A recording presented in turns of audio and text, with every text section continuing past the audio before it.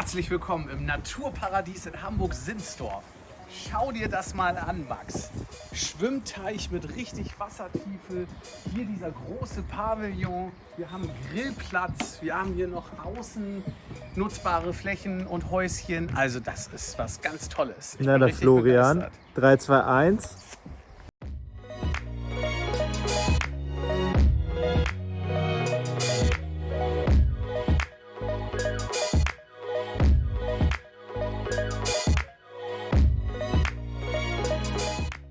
Florian, da musst du noch die Badehose anziehen. Ja, also nach einem stressigen Tag ist das da doch genau das Richtige.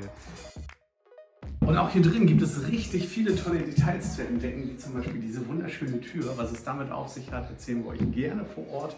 Da auch noch mehrere Details. Und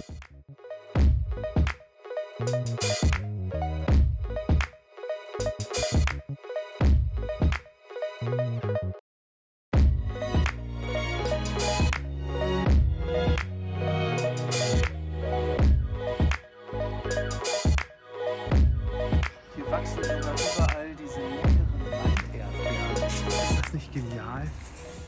Florian, ich hab Hunger. Wann können wir denn endlich die Würstchen auf den Grill hauen? Oh Max, zur ersten Besichtigung läuft der, versprochen, aber bis dahin dauert es noch ein bisschen.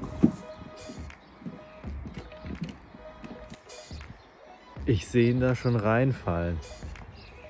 Na, das passiert nicht.